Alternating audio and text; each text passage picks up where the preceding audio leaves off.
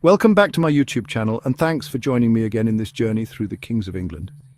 In our first episode, we covered William the Conqueror, the man who changed England forever. If you missed it, I highly recommend checking that out to understand how this dynasty began. Now, in episode 2, we shift our focus to his son, William II, more famously known as William Rufus.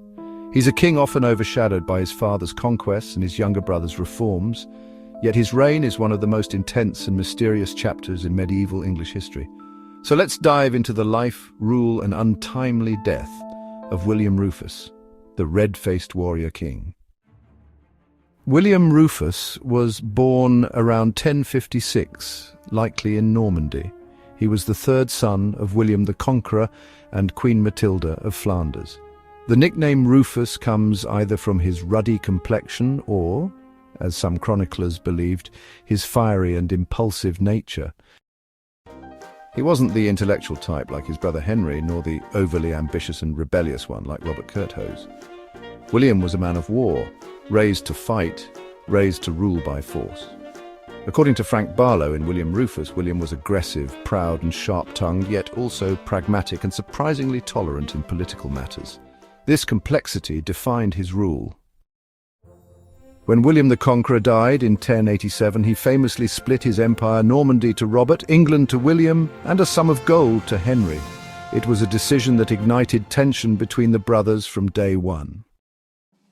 William was crowned king on September 26, 1087, in Westminster Abbey, but the throne wasn't secure. By 1088, powerful Norman barons led a full-blown rebellion in support of Robert. William's response was swift and calculated. He promised land and wealth to those who stayed loyal, and crushed the rebellion with brutal efficiency.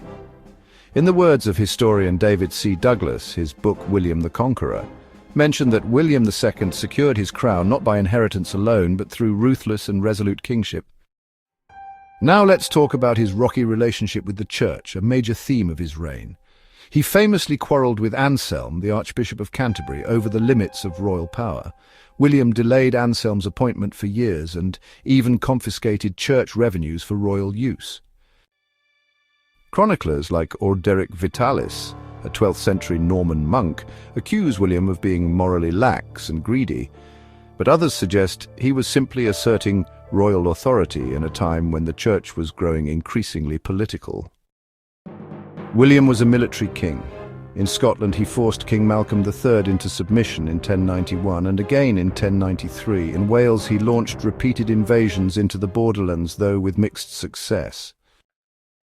His boldest move came in 1096 when his brother Robert left for the First Crusade.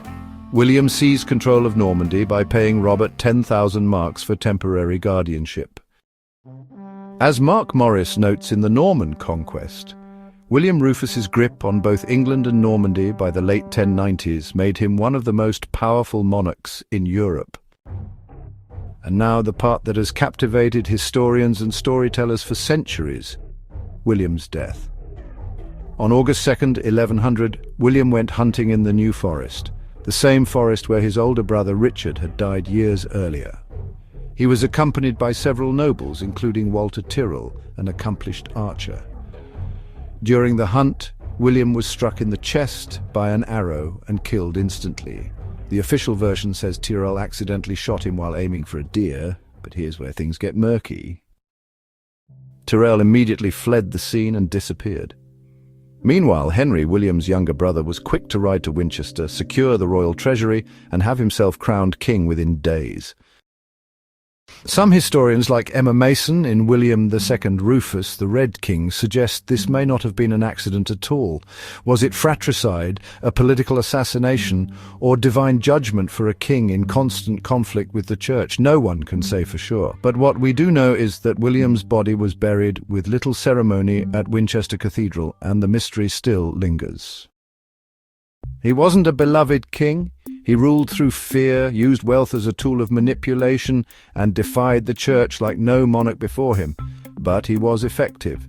He kept England stable in a chaotic era, expanded Norman power, and laid the groundwork for his brother Henry to reform and consolidate power even further. As Barlow writes in William Rufus, his reign was a bridge between conquest and consolidation, brutality and order.